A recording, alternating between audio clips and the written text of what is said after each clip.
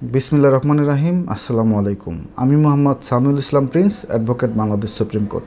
আজকে আমি যে বিষয়টি নিয়ে আলোচনা করব সেটি হচ্ছে যে মৃত ব্যক্তির রেখে যাওয়া ব্যাংকের টাকা কে পাবে, নমিনি নাকি উত্তরাধিকার। বাংলাদেশের প্রচলিত আইনের আলোকে এবং বিভিন্ন কেস লর আলোকে আমরা আজকে এই বিষয়টি নিয়ে বিস্তারিত আলোচনা করব। ভিডিওটি শেষ পর্যন্ত দেখবেন, ভালো লাগলে অবশ্যই বন্ধুদের সাথে শেয়ার করবেন। চলুন আজকের ভিডিওটি শুরু করি। আমার কাছে অনেকেই প্রশ্ন করেন যে মৃত ব্যক্তির রেখে যাওয়া ব্যাংকে গচ্ছিত টাকা বা সঞ্চয়পত্রের টাকা কে পাবে, নমিনি পাবে নাকি উত্তরাধিকার পাবে। মূলত বাংলাদেশে এই বিষয়টি নিয়ে বিভিন্ন আইনে ভিন্ন ভিন্নভাবে বিষয়টি উপস্থাপন করা হয়েছে। কোনো একজন ব্যক্তি মৃত্যুর পর যদি তার ব্যাংকে কোনো গচ্ছিত টাকা থাকে অথবা তিনি যদি কোনো একটি সঞ্চয়পত্র রেখে যান, সেক্ষেত্রে সেই সকল সঞ্চয়পত্র বা ব্যাংকের গচ্ছিত টাকা নমিনি পাবেন। অর্থাৎ মৃত ব্যক্তির যদি কোনো নমিনি বিদ্যমান থাকে অথবা মৃত ব্যক্তি যদি সঞ্চয়পত্র খোলার সময় নমিনি নির্বাচিত করে রেখে যান, সেক্ষেত্রে মৃত ব্যক্তির মৃত্যুর পরে তার রেখে যাওয়া ব্যাংক অ্যাকাউন্টের টাকা এবং সঞ্চয়পত্রের টাকা নমিনি পাবেন। এখন মৃত ব্যক্তি যদি তার ব্যাংক অ্যাকাউন্টের কোনো নমিনি নির্ধারণ করে না যান বা তিনি যদি সঞ্চয়পত্রে কোনো নমিনি নির্ধারণ করে না যান, সেক্ষেত্রে মৃত্যুর পরে তার ব্যাংকে গচ্ছিত টাকা বা তার সঞ্চয়পত্রের টাকা সাকসেশন সার্টিফিকেটের মাধ্যমে তার উত্তরাধিকারগণ প্রাপ্ত হবেন। বাংলাদেশে দেখা যায় যে অনেক ক্ষেত্রে আমরা ব্যাংক অ্যাকাউন্টের নমিনি নির্ধারণের ক্ষেত্রে বা সঞ্চয়পত্রের নমিনি নির্ধারণের ক্ষেত্রে উদাসীন থাকি, কিন্তু বাংলাদেশের প্রচলিত আইন অনুযায়ী নমিনি গুরুত্বপূর্ণ একজন ব্যক্তি।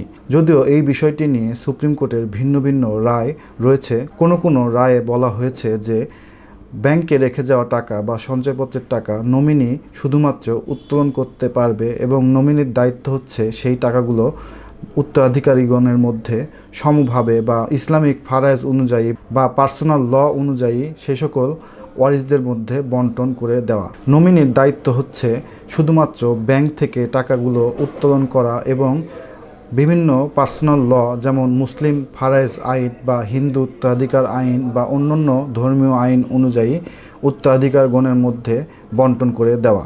এখন প্রশ্ন হচ্ছে যে নমিনি যদি ব্যাংক থেকে টাকা উত্তোলন করে এই সকল উত্তরাধিকারগণের মধ্যে এই টাকাগুলো বন্টন করে না দেয়, সেক্ষেত্রে উত্তরাধিকারগণ নমিনির বিরুদ্ধে আইনগত ব্যবস্থা গ্রহণ করতে পারবে। এক্ষেত্রে তারা মানি মোকদ্দমা দায়ের করতে পারে, সাকসেশন মামলা দায়ের করতে পারে, অর্থাৎ উত্তরাধিকারগণের হাতে আইনগত ব্যবস্থা গ্রহণের সুযোগ রয়েছে যদি নমিনি ব্যাংকের টাকা উত্তোলন করে ওয়ারিসদের মধ্যে বন্টন না করেন। মনে রাখবেন, বাংলাদেশের প্রচলিত আইন অনুযায়ী ব্যাংক কিন্তু নমিনিকেই টাকা প্রদান করে তার দায়িত্ব ফুলফিল করবে।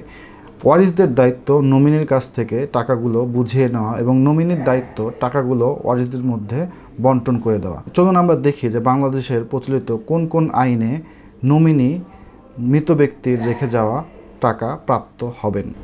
ব্যাংক কোম্পানি আইন 1991-এর ধারা 103-1 বিধান মোতাবেক আমানতকারীর মৃত্যুর পর আমানতকারীর মনোনীত ব্যক্তিকে আমানতের টাকা প্রদানের বিধান রয়েছে।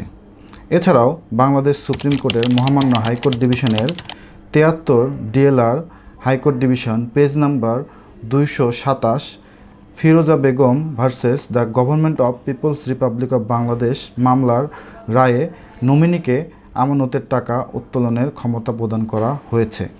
মহামান্য আদালত তার রায়ে যে বিষয়টি উল্লেখ করেন, if there is a nominee in accordance with the law rules and regulation of the nomination after the date of the depositor, bond holder, shareholder, pension holder, etc. The nominee shall be entitled to receive the money/benefits of the deceased. The nominee will have an exclusive right to receive the deposits/benefits on the date of the depositor, and every other person shall be deprived of those rights.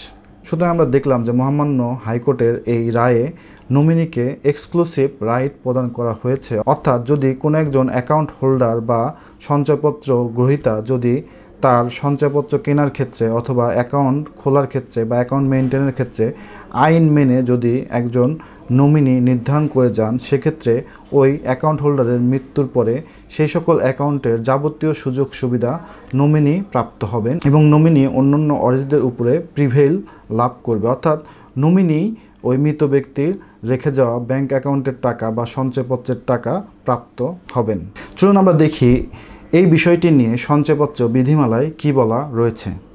সঞ্চয়পত্র বিধিমালা 1977 সংশোধিত 2015 এর rule 17 বিধান অনুযায়ী সঞ্চয়পত্রের মালিক তাহার মৃত্যুর পূর্বে nominee নির্ধারণ করে গেলে বা সঞ্চয়পত্রের নমিনি বিদ্যমান থাকিলে সঞ্চয়পত্রের মালিকের মৃত্যুর পরে সঞ্চয়পত্রের টাকা নমিনিগণ তাদের নির্ধারিত অংশহারে প্রাপ্ত হবেন। এছাড়াও সঞ্চয়পত্র বিধিমালা 1977 সংশোধিত 2015 এর রুল 16 এর বিধান অনুযায়ী সঞ্চয়পত্রের নমিনি বিদ্যমান না থাকিলে সাকসেশন সার্টিফিকেটের মাধ্যমে মৃত ব্যক্তির ওয়ারিশগণ সঞ্চয়পত্রের টাকা প্রাপ্ত হবেন। এছাড়াও পেনশনার সঞ্চয়পত্র নীতিমালা 2004 সংশোধিত 2015 এর রুল 8 এর 6 এর বিধান অনুযায়ী শুধুমাত্র যে ক্ষেত্রে পেনশনার সঞ্চয়পত্রে নমিনি নির্ধারিত না থাকবে সেক্ষেত্রেই কেবল ওয়ারিশগণ পার্সোনাল ল অনুযায়ী পেনশনার সঞ্চয়পত্রে টাকা প্রাপ্ত হবেন এবং নমিনি নির্ধারিত থাকলে নমিনিগণ তাদের নির্ধারিত অংশ অনুযায়ী পেনশনার সঞ্চয়পত্রের টাকা প্রাপ্ত হবেন।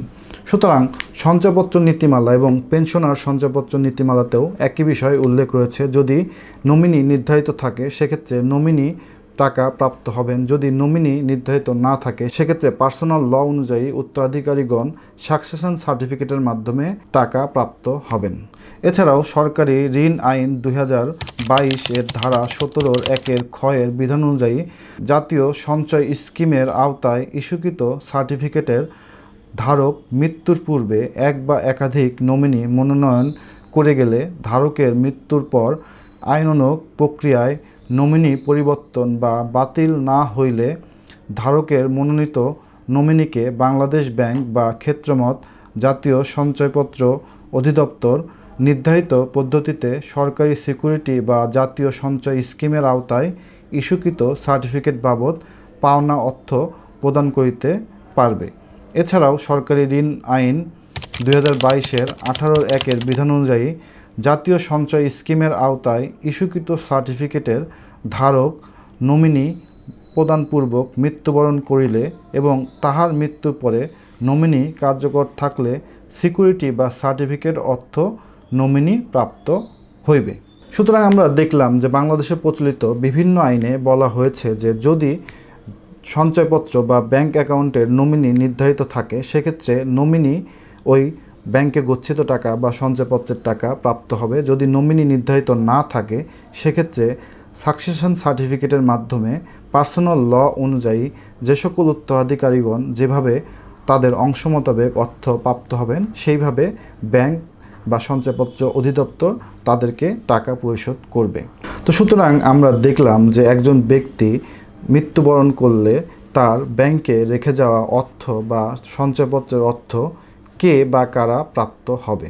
আপনারা মনে রাখবেন, ব্যাংক অ্যাকাউন্টে যদি একজন নমিনি নির্ধারিত থাকে বা সঞ্চয়পত্রে যদি একজন নমিনি নির্ধারণ থাকে বা একাধিক নমিনি নির্ধারিত থাকে সেক্ষেত্রে ব্যাংক বা সঞ্চয়পত্র অধিদপ্তর সেই টাকাগুলো নমিনিকে প্রদান করবে। নমিনির দায়িত্ব হচ্ছে সেই টাকাগুলো মৃত ব্যক্তির উত্তরাধিকারগণের মধ্যে বন্টন করে দেওয়া। যদি মৃত ব্যক্তির উত্তরাধিকারগণের মধ্যে নমিনি সেই অর্থগুলো বন্টন করে না দেয় সেক্ষেত্রে উত্তরাধিকারীগণ আইনের আশ্রয় গ্রহণ করতে পারবে। তো ভিডিওটি শেষ পর্যন্ত দেখার জন্য ধন্যবাদ। আসসালামু আলাইকুম।